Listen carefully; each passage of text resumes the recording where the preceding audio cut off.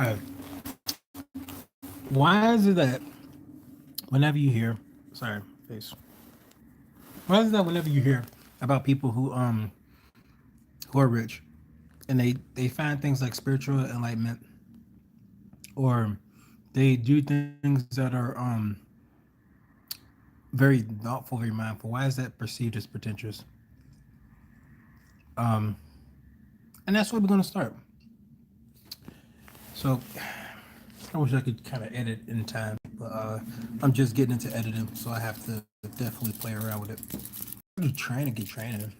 Well, I don't know if I can, but that would definitely be an option to do. Well, yeah, mine.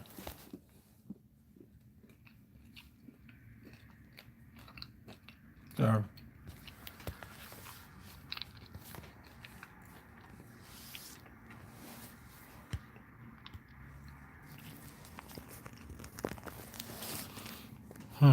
why is it that why do they are you seemingly being told it's pretentious? You can have a lot of money, but you're actually seeking enlightenment.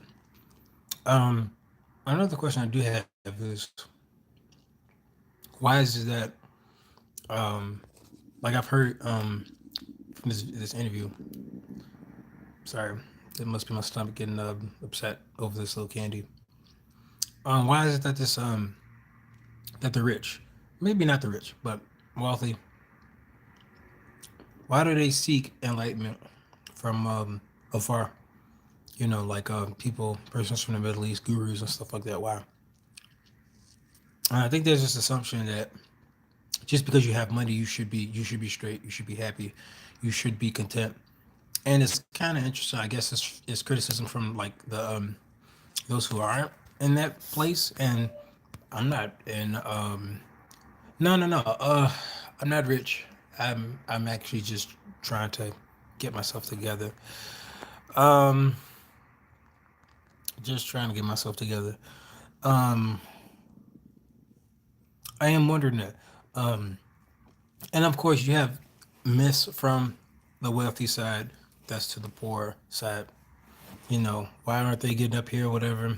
Or I don't know. I couldn't possibly understand. I'm pretty sure they have their own culture and stuff. But I'm curious, like, you know, why do we think that just because they're rich? And I think part of it um is this assumption that, you know, if you have money, you should be okay. You should dive deep in that money and make yourself happy, go to trips. And it kind of makes you wonder like if that's projection, if that's jealousy. Because for me at first I used to not think I was jealous. And I thought jealous was just a angry feeling when somebody has something. But it's not. Maybe it's just a discontentment. Um, and just looking at other people and like, you know, just a, and maybe it is an angry feeling, but it's just like a undeserved injustice, or at least a feeling of undeserved injustice. You know, as if somebody has something you didn't have it in, and that's wrong in your eyes. And I just think to myself, well, you know, let's say I did have that, you know, then how would I feel? Then I'd feel all right, but then it'd be just jealousy. It'd just be jealousy. You'd want what they have. And it made me think about that, just like in terms of like just the mess that either side has about each other. You know, because money isn't gonna be your savior. It'll help you take care of things, have a house to stay in. Um, just generally speaking, have a you have a place to live in. You have a car to drive. You have all your needs together.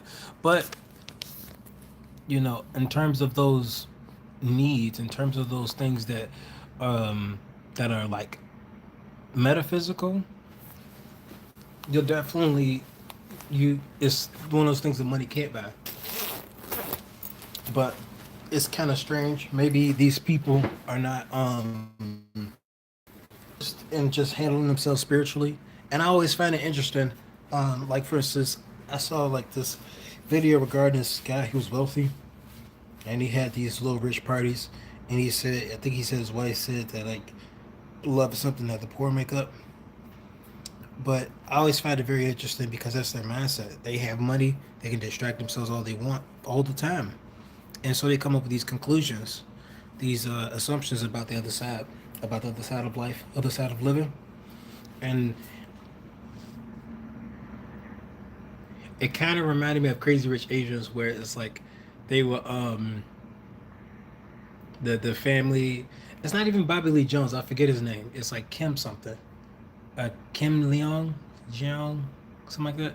Where him and his family, and it was with this rapper slash comedian named Aquafina. They were like, "Eat your food. You know there are starving kids in America." He's like, "Just look at her." You know, I find it so funny because I'm like, it's a turn on his head about the other side, and then Black Panther with Okoye, when she was saying like, them weapons are so primitive, like them guns that they shoot are so primitive, and I think that was cool too because it was just like it was the other side. We're so used.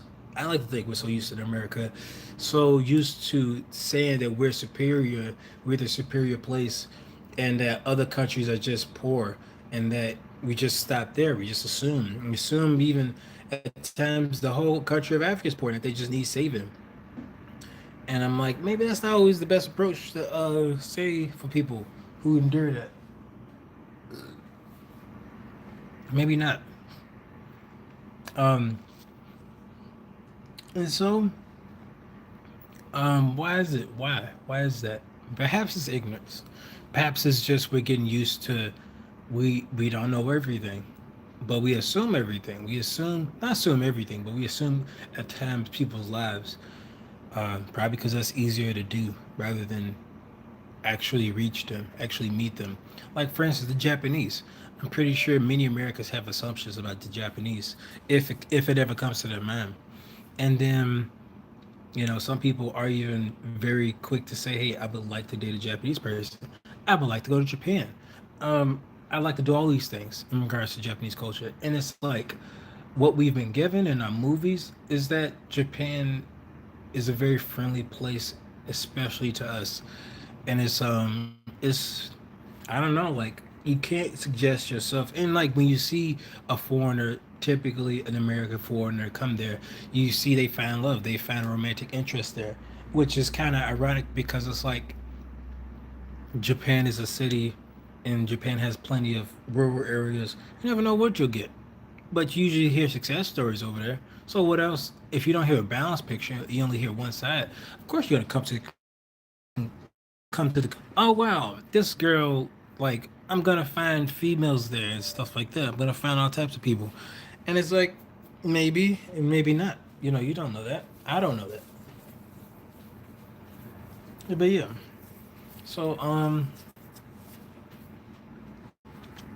I don't know. I kind of wanted this to be more extensive, but it's not.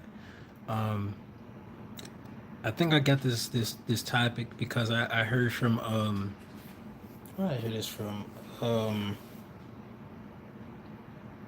I want to say, oh yeah, when the idea that when the rich start investing in things like yoga, is that they're pretentious, and that like that they'll just move to something else with their wealth, that they're just pretending to have an experience, and that only spiritual experiences are limited to actually the poor, or if somebody does divide themselves from their riches, that it's a temporary experience. It's not authentic, and it's like it's the strange place where we we find virtue, we find virtue and and poverty. Like why is that? Why is that? Why do we find virtue in poverty? Um, it happens. It occurs. People are in it. People. It's hard for us to get out, hard for people to get out. But is that really like is that really the big assumption that we should strive for, to strive? And if you do make it, then it's great you made it, but it's like you are on the other side now. You can't really talk to people without them trying to, I don't know, have a bad relationship, have a give me relationship. I couldn't tell you. I couldn't tell you at all. I don't know. Um, but it's like they're people too, and shouldn't they be able to have a spiritual experience?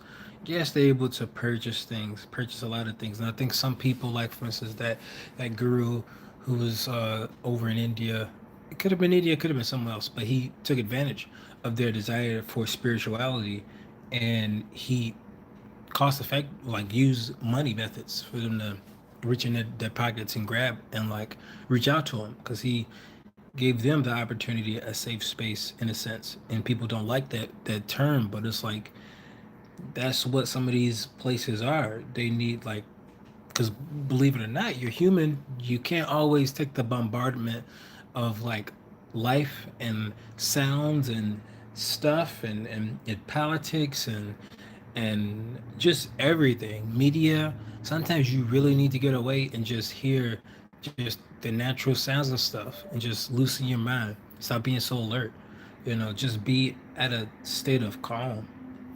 And then, especially in America, you can't always have that, but it sucks because especially for the rich, they don't, they even with all their wealth, it's like there's always something on their mind. And so in a sense, it is a sympathy. Is power is it is a touch of sympathy for him because it's like you have all this stuff, but you still have burdens. You still got burdens you have to carry, and sometimes even they needs to get a break. You know, they may have one solution, but it doesn't mean that their solution don't have any more problems. They have problems, I bet. So I did this so I can so I can just think. Instead of having that flash in my face all the time. Um, but yeah, that's all I really got. Um, I kind of wish both sides would actually have an understanding. I know in some churches there are both sides and they talk to each other.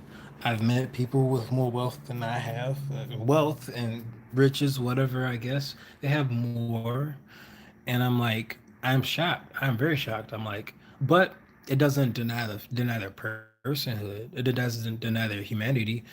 Even if there's a back and forth where they tell you about how they got it and how they achieve wealth, whether through superior budgeting, just mindfulness of your cash, um, it could be a plethora of things. So it's just keeping that in mind and stop placing us or barring us under these labels without seeing our personhood, you know.